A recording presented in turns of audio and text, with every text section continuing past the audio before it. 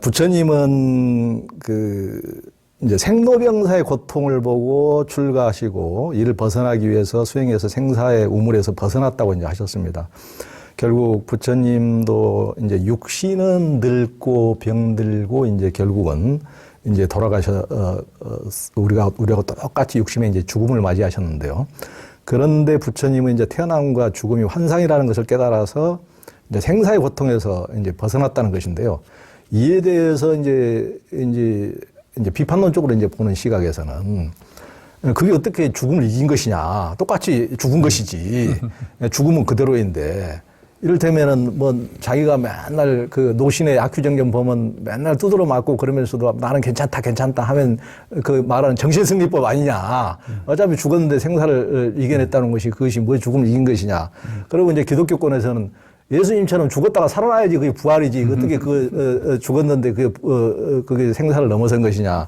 이렇게도 이제 얘기를 하기도 합니다. 네. 그래서 이제 그 부처님은 이제 마음으로 그걸 이겨냈다고 한 것이 아니냐고 이제 이런 식으로 비판하는데 여기서 생사를 벗어났다는 것. 그것은 무엇을 의미합니까? 이게 이제 깨달아야 하는 경우입니다. 불교가 바로 이거 하자는 건데. 예. 그걸 지금 처음에 물어버리면 다음에 어떻게 하시려고. 사실 그게 이제 불교에서 생사라는 개념 자체를 우리가 이해하고 생사 문제를 해결한다 이렇게 공부를 해야지 그걸 모르고 하면 공부가 제대로 될 수가 없습니다. 아비달마에서는 열반을 다시는 태어나지 않는다는 식으로 이야기를 해요. 네. 그러니까 지금까지는 생사가 있었는데 이제 생사가 없이 된 거죠. 네. 있던 생사가 없어지는 것이 열반이죠. 그러니까 생사와 생멸법과 열반, 열반은 그런데 이제 불생불멸이죠. 그럼 우리는 마치 이제 불교 공부를 통해서 생멸하는 이제 놈 말고 불생불멸하는 진화를 찾는 거. 네. 이게 이제 생사 해결하는 거. 그럼 모두 참나 찾자 해가지고 여기에 매달려 있는 거예요. 이게 이제 대표적인 우파니샤드의 이제 버마 이려 사상이에요. 이런 사고가. 불교가 과연 그런 아류냐. 그렇지 않다는 것이죠. 또 누구는 뭐 부활을 해야 된다. 아니, 부활을 했으면 지금 예수가 살아서 있어야 부활이지. 없어져 보면 예수를 놓고 무슨 부활을 했니만 하는 것 자체가 이건 이제 진실이 아니죠. 거짓을 사실인 양 믿고 있다면 어리석음이죠. 우리가 이제 부활의 의미를 또 다시 봐야 되죠. 부활이라는 거, 예수의 부활이라는 것이 육신의 부활이었으면 육신이 지금까지 있어야지 떨어 죽어버렸으면 그 깨어났다 떨어 죽어본 건 뭐 깨어나나만 한 거 아니요? 근데 기독교에서는 승천했다고 그러죠. 승천. 하늘이 어디에 있냐, 이게 하늘이. 그래서 이제 기독교도 사실은 이제 제대로 기독교 철학을 깊이 있게 연구하신 분들은 하늘이 저 공중에 있다고 생각하지 않아요. 예수님도 하늘을 저 공중에 있다고 말하시지 않았어요. 천국이 하늘에 있다면 나르는 새가 먼저 갈 것이고 물속에 있다면 물고기가 먼저 갈 것이다. 천국은 가까운 곳에 있다. 바로 이제 마음을 이야기하고 있는 거예요. 알고 보면. 이제 그렇게 이야기한다면 부활이라고 하는 것은 우리 마음에서 새로운 생명을 얻어서 내가 예전에 살았던 삶으로부터 새로운 삶으로 전환. 이런 게 이제 새로운 삶, 부활. 이렇게 받아들이기로 이런 목사님들 제가 본 적이 있어요. 그렇죠. 있죠. 그럼. 그리고 제가 이제 제 친구들은 목사도 있고 제가 제대로 참 신학을 공부하고 하신 목사님들을 이야기하다 보면 제 책을 보고 이게 진짜 예수님하고 다를 바 없다는 걸 느꼈다는 거예요. 네. 부처님을. 네. 이렇게 이제 제대로 된 공부를 하신 분들은 그 부활 문제도 일반 사람들처럼 생각하지 않습니다. 그럼 이제 우선 불교에서 생사란 무엇인가? 우리는 이제 그냥 생사, 죽는다는 생각에 사로잡혀 있는데 죽음이 무엇인지에 대해서 정확하게 이해를 못하고 있습니다. 네. 죽는다는 것은 무엇을 의미하죠? 부처님은 이제 12연기를 보면 이렇게 되어 있어요. 생은 왜 있는가? 노사는 왜 있는가? 늙어 죽음은 왜 있는가? 죽음은 왜 있냐? 생이 있으니까 노사가 있다. 우리는 그 이야기를 굉장히 당연하게, 그렇지. 태어났으니까 죽겠지. 그렇게만 생각해요. 근데 이 말은 무엇이냐 하면, 끝이라는 것은 시작이 있으니까 끝이 있다는 말하고 같은 거예요. 그러니까 이제, 죽음은 생명의 끝이죠. 그러면 태어남은 생명의 시작이죠. 끝난다는 것은 시작이 안 해, 어차피 시작을 안 한 일은 끝날 일도 없는 거예요. 시작이 있으니까 끝이 있죠.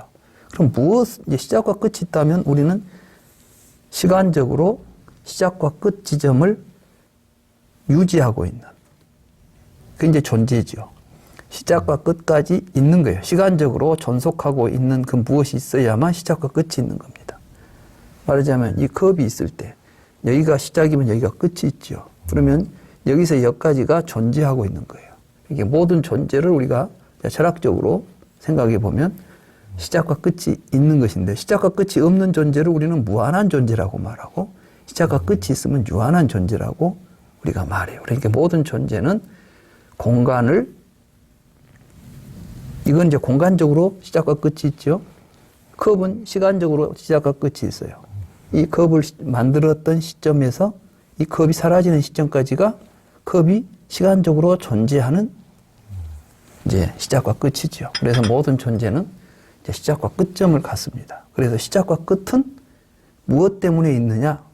존재 때문에 있는 거예요. 그래서 12연기에 보면 유를 연하여 생이 있고 세를 연하여 노사가 있다. 이 논리가 전개되는 겁니다. 네. 그러면 이 유는 뭐냐면 자기 존재예요. 자기 존재. 그렇죠?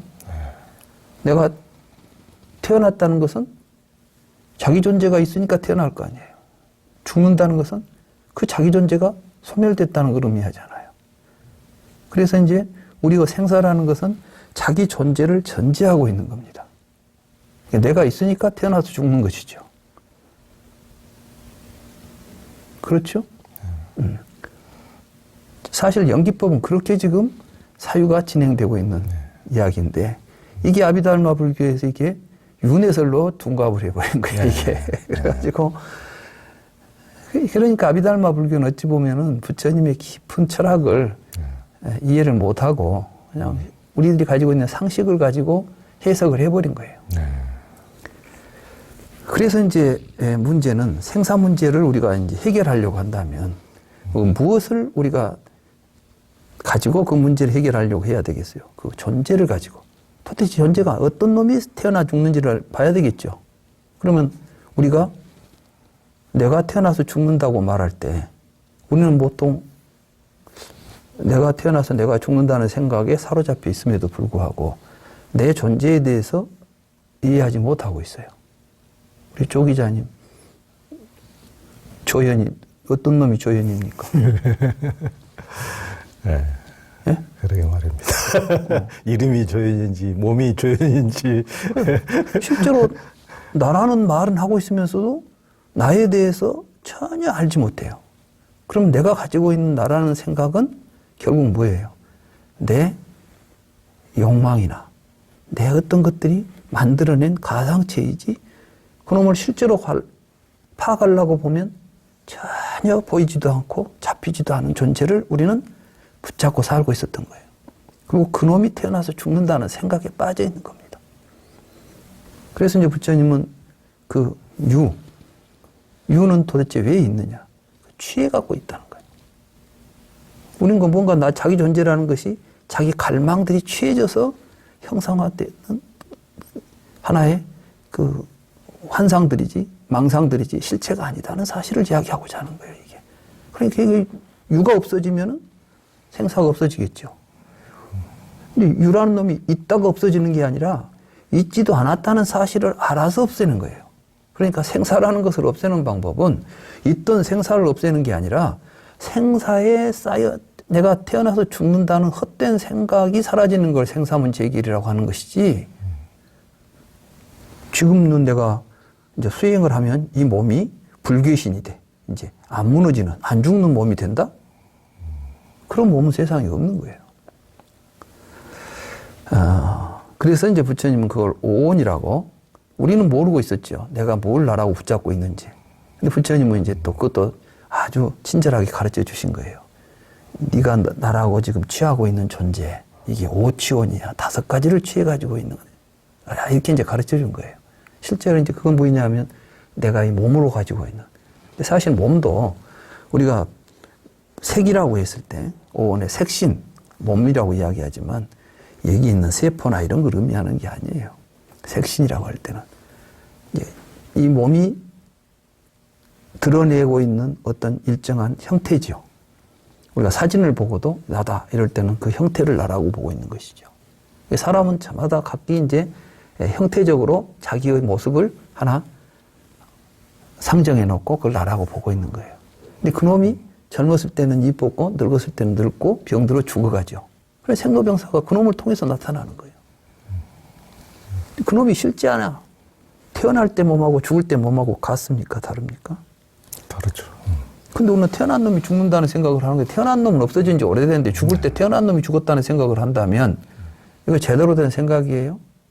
우리는 착각과 망상을 깨닫지 못하고 있는 것이죠. 우리는 또 정신이 있다 그래, 정신. 부처님은 정신이라고 부르는 것이 무엇이냐?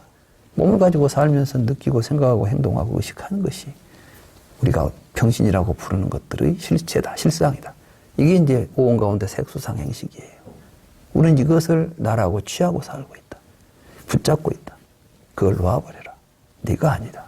이게 참된 나 자신의 모습이다. 이게 이제 무아와 공이 지난 거예요. 근데 우리는 이제 이런 것들을 깨닫게 되면 생이 있어요, 없어요?